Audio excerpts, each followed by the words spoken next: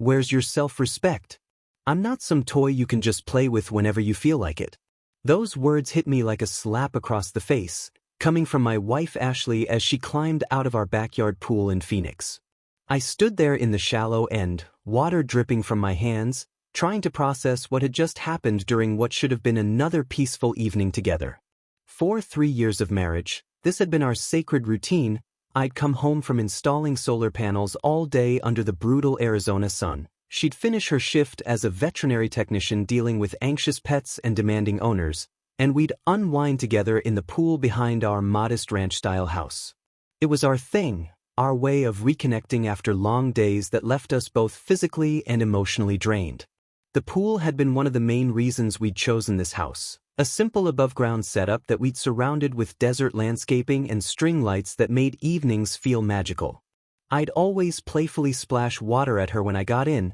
she'd laugh and splash me back with exaggerated indignation, and we'd float together on cheap inflatable loungers talking about our days, our dreams, our frustrations with difficult customers or stubborn equipment. Those conversations had been the foundation of our relationship, honest, comfortable, completely ourselves without any pretense or performance. Tonight felt different the moment I walked through the backyard gate and saw her floating alone with that distant expression on her face, staring up at the darkening sky like she was contemplating something serious. When I changed into my favorite pair of swim shorts and slipped into the water beside her, everything seemed normal for about 30 seconds. The water was perfect temperature, the stress of dealing with a particularly difficult installation was already melting away, and I felt that familiar relief of being home with the person who knew me better than anyone. I cupped some water in my hands and gave her that gentle splash we'd done 1,000 times before, grinning and asking how her day went with the animals at the clinic,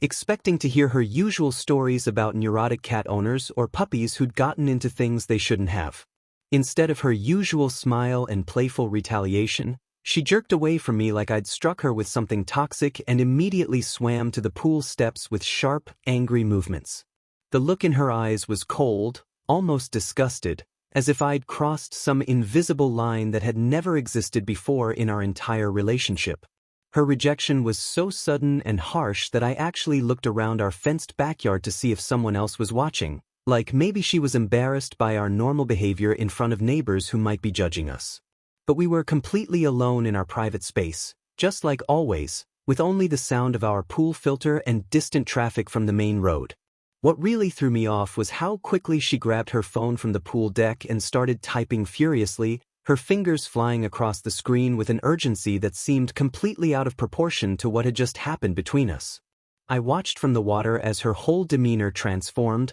The relaxed woman who'd been peacefully floating and seemingly enjoying the evening minutes before was now rigid with some kind of purpose, like she was reporting breaking news to someone who was waiting for updates. The phrases she'd used felt rehearsed and unnatural, too formal and hostile for how we normally communicated with each other, and I couldn't shake the growing feeling that she'd been practicing this exact confrontation. The way she'd positioned herself strategically near the pool steps before I even got home, the precise timing of her reaction, the specific words about self-respect and being treated like a toy, none of it felt spontaneous or genuine. As I floated alone in the pool watching her text with intense focus and occasional glances back at me, I realized this wasn't about one playful splash or even about establishing healthy boundaries. Something fundamental had shifted in her thinking about our marriage, our dynamic, our basic way of relating to each other, and I had absolutely no idea what I was really dealing with or where these new rules were coming from. The next morning brought a complete personality switch that left me questioning my own sanity as Ashley bounced into the kitchen with the kind of cheerful energy she usually reserved for Christmas morning or vacation days. I was sitting at our small dining table drinking coffee and reading installation specs for the day's solar project when she appeared in her scrubs, humming and practically glowing with artificial sunshine. She poured herself coffee in her favorite veterinary clinic mug, the one with cartoon dogs and cats that always made her smile, and started rattling off a casual to-do list like the previous night's pool incident had never happened. She needed me to swing by the garden center after work to pick up fertilizer for her vegetable garden, stop at the pet supply store for dog food since our golden retriever Max was running low on his expensive grain-free formula, and also handle returning her overdue library books since they'd been sitting on her nightstand for 2 weeks accumulating late fees. Her tone was light and conversational, the same way she'd ask me to pass the salt or check if we needed milk, completely oblivious to the irony of making demands less than 12 hours after lecturing me about self-respect. I listened to her cheerful recitation of tasks while studying her face for any sign that she remembered her harsh rejection of normal affection, but she seemed genuinely confused when I didn't immediately agree to run her errands. The moment had arrived to test whether her new philosophy about respect and boundaries applied equally to both of us, so I set down my coffee mug and looked her directly in the eyes. "Where's your self-respect? I'm not some errand boy you can just use whenever you feel like it." The effect was instantaneous and dramatic. Her coffee mug froze halfway to her lips, her eyes widened like I'd spoken in a foreign language, and for several seconds she just stared at me with complete bewilderment. When she finally found her voice, she stammered that household tasks were completely different from personal boundaries, that married couples help each other with practical things, that I was being ridiculous and petty by throwing her words back at her.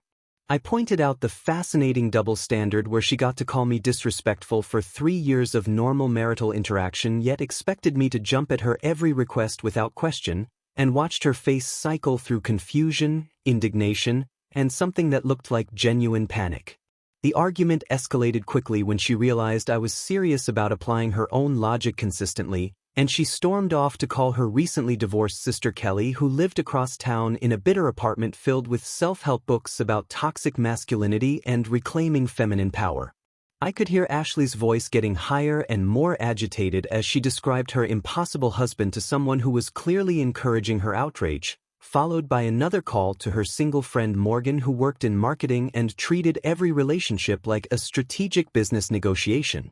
As I listened to fragments of heated conversation drifting from our bedroom, I realized this sudden shift toward boundaries and self-respect wasn't coming from some genuine personal growth or marriage counseling revelation. This was about establishing a hierarchy where she got to make demands and set rules while offering nothing in return except the privilege of being married to her, and her newly divorced advisors were coaching her through implementing a power dynamic that had destroyed their own relationships. Throughout the week, I maintained my new boundary with the surgical precision of someone who'd finally found the perfect tool for the job, responding to every single request with Ashley's exact words about self-respect and refusing to be treated like someone she could just use whenever she felt like it. When she asked me to fix the leaky faucet in our guest bathroom that had been dripping for months, I reminded her about self-respect and suggested she call a plumber if it bothered her that much. When she needed me to pick up her prescription from the pharmacy across town because she'd forgotten to request it during work hours, I told her I wasn't some errand boy she could deploy at will. When she wanted help moving furniture for her home office renovation project that required rearranging our entire spare bedroom, I applied her own logic about not being treated like a tool for someone else's convenience. The beautiful thing about using her exact words was that she couldn't argue with the philosophy without admitting her original pool rejection had been wrong, yet she also couldn't accept the practical consequences of applying that philosophy consistently throughout our marriage. She cycled through every manipulation technique in her arsenal, guilt trips about being a team and supporting each other through life's challenges, logical arguments about marriage responsibilities and how couples should naturally help each other with household tasks, and even attempts at seduction that might have worked before I understood the game she was playing. By Wednesday, she was making multiple calls per day to Kelly and Morgan, and I could hear her increasingly panicked voice through our bedroom door describing her impossible husband who'd suddenly become selfish and uncooperative for no apparent reason. The conversations revealed just how much coaching she was receiving from two women whose own relationships had imploded spectacularly, yet who somehow considered themselves qualified to give marriage advice. By Friday, I realized she wasn't actually upset about boundaries or mutual respect or any of the philosophical concepts she'd been lecturing me about. She was terrified that her power play had backfired so completely and publicly that she'd lost control of our entire relationship dynamic, leaving her scrambling to find new strategies that could restore the old arrangement where she made demands and I complied without question.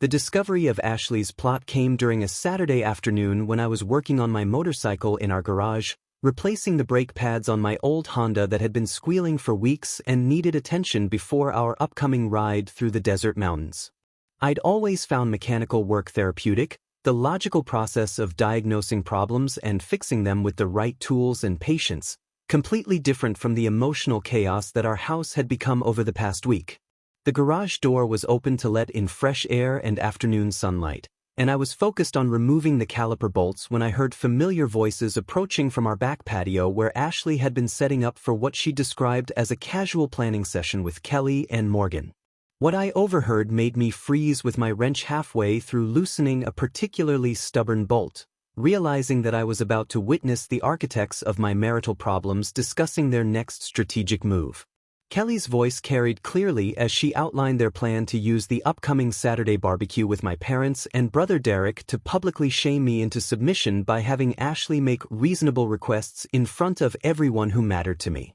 Morgan immediately jumped in with tactical suggestions about making me look like a selfish child who wouldn't help his wife with simple tasks, recommending specific phrases about how real men support their families and take pride in being helpful partners. They discussed the timing of when Ashley should make her requests during the barbecue, positioning them right after my dad complimented something I'd done so the contrast would be maximum, and Kelly emphasized the importance of maintaining an innocent, confused expression when I inevitably refused to help. The conversation revealed that this whole self-respect incident wasn't some spontaneous boundary-setting moment but rather a calculated test designed to see if Ashley could establish what Kelly called control in her marriage, following the same tactics that Morgan claimed successful wives used to train their husbands into proper behavior. They talked about my parents like they were props in their performance, discussing how my mother's traditional values would make her automatically side with a wife who just needed help from her husband, and how my father's blue-collar work ethic would make him disgusted by a son who refused to support his family. Morgan emphasized that the key was framing my boundary setting as petty revenge rather than applying Ashley's own standards equally, painting me as someone who was punishing his wife for one small comment instead of being a mature partner who understood the difference between playful affection and actual respect. As I listened to them choreograph this public humiliation with the clinical precision of a military operation, I realized that I wasn't dealing with a spontaneous marriage problem or even a misunderstanding about boundaries.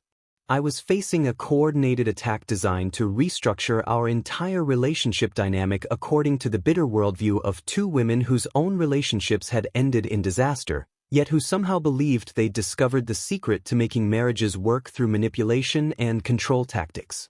Saturday's barbecue transformed into an epic battlefield the moment Ashley executed her carefully rehearsed plan in front of my parents and brother Derek, who had arrived expecting nothing more dramatic than grilled burgers and cold beer on a pleasant afternoon in our backyard. My mother had brought her famous potato salad and homemade dinner rolls. My father was already examining my solar panel setup with professional curiosity, and Derek was helping me arrange chairs around our patio table when Ashley made her move with theatrical precision. The propane tank for our grill had been running low all week, something I'd mentioned to Ashley several times while suggesting we pick up a replacement during one of our trips to the hardware store, but she'd insisted it would last through the barbecue without any problem. Now, with perfect timing, just as my dad was praising the efficiency of our solar installation and my mother was complimenting the landscaping improvements I'd made around our pool area, Ashley announced with practiced concern that we were completely out of propane and asked me to run to the hardware store for a replacement tank so we could continue cooking for our guests.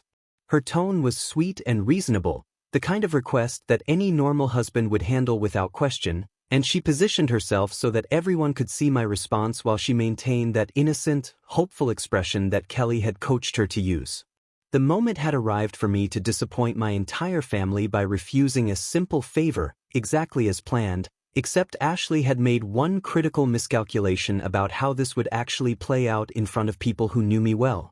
I looked directly at her with the calm expression I'd perfected over the past week and delivered her own words back to her with perfect clarity. Where's your self-respect? I'm not some errand boy you can just use whenever you feel like it. The silence that followed was absolutely deafening as my parents and Derek processed what they just witnessed, their faces cycling through confusion, shock, and growing understanding that something was seriously wrong with this picture. My mother was the first to break the silence, asking in that dangerous tone she'd used when Derek and I were teenagers caught in obvious lies what exactly was going on between us and why I was talking to my wife like she was a stranger who'd insulted me. My father's expression had shifted from relaxed barbecue mode to the focused intensity he brought to serious problems, and Derek was studying both of us like he was trying to solve a complex puzzle with missing pieces. Under the pressure of having to explain this bizarre exchange to people who'd known me my entire life, the truth started pouring out about Ashley's original rejection in the pool, her coached strategy from Kelly and Morgan to establish control in our marriage,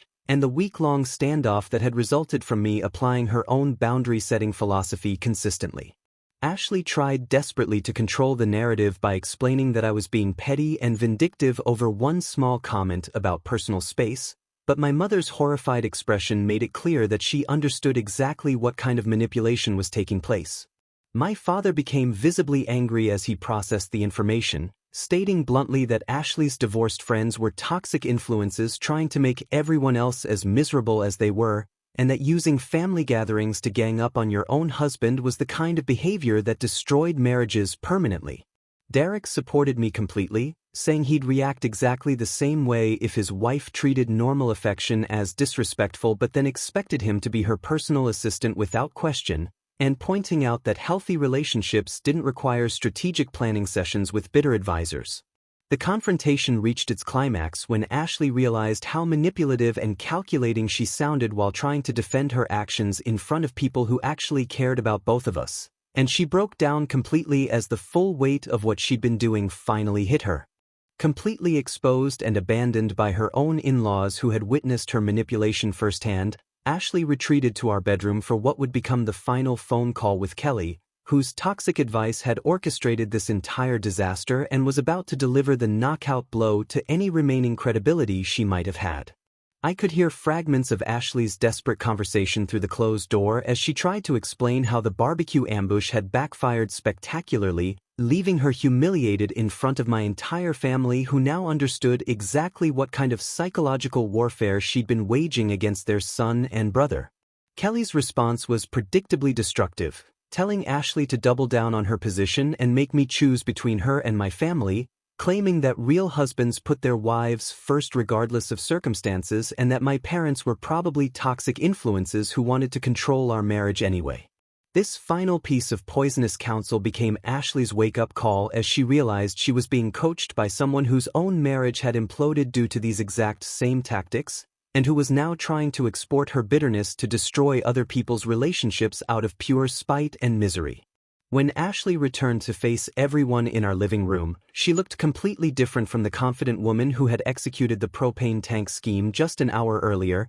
and what followed was a tearful confession that revealed the full scope of how she'd been manipulated into treating our marriage like a strategic battleground instead of a loving partnership. She admitted that the original self-respect rejection by the pool had been a calculated test designed to make me try harder for her affection, followed by increasingly demanding behavior intended to keep me in what Kelly called proper husband mode, where I would compete for her approval through constant service. Ashley apologized not just for the specific words and actions, but for allowing two bitter divorced women to convince her that a happy marriage was somehow a sign of weakness or lack of self-respect, and that she needed to establish dominance over me to avoid being taken advantage of like they claimed their ex-husbands had done to them. The family discussion that followed became an unexpected healing moment where my parents shared their own early marriage struggles and how they'd learned to communicate directly about problems instead of playing psychological games or seeking advice from people who had never successfully maintained long-term relationships.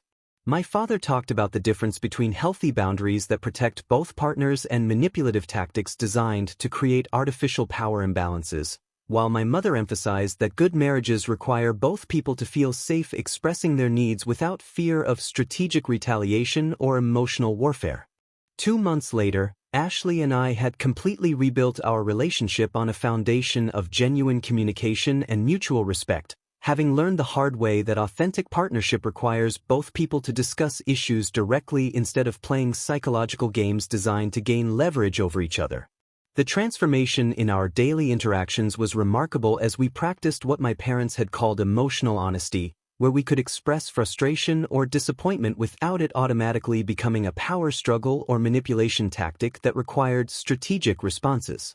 Ashley had completely cut contact with Kelly and Morgan after realizing how their toxic influence had nearly destroyed the best thing in her life, choosing instead to cultivate friendships with happily married women from her work who supported healthy relationships and understood the difference between setting boundaries and waging emotional warfare. Our marriage became stronger than ever as we learned to practice actual equality where both partners could say no to requests without it triggering accusations of disrespect or launching campaigns to establish dominance through elaborate schemes. The pool that had been the scene of our original conflict became a symbol of our renewed partnership as we returned to our evening routine of unwinding together, but now with a deeper appreciation for how precious those simple moments of connection really were. When Ashley had concerns about something, she expressed them directly instead of testing me through rejection or manufactured crises, and when I needed help with projects around the house, I asked honestly instead of assuming she should automatically comply with my requests. The story reached its perfect conclusion on a quiet Thursday evening when Ashley surprised me with news that would change everything in the most wonderful way possible, telling me that we were expecting our first child after months of trying and hoping for this exact moment. As we celebrated together in our backyard by the pool where everything had nearly fallen apart, both of us recognized that the temporary chaos had taught us invaluable lessons about authentic communication, mutual respect, and the critical importance of protecting our relationship from toxic outside influences who wanted to export their own relationship failures. Our child would grow up seeing parents who had learned to navigate disagreements through honest conversation rather than strategic manipulation, and who understood that real love requires both people to feel safe being vulnerable instead of constantly competing for control or advantage over each other.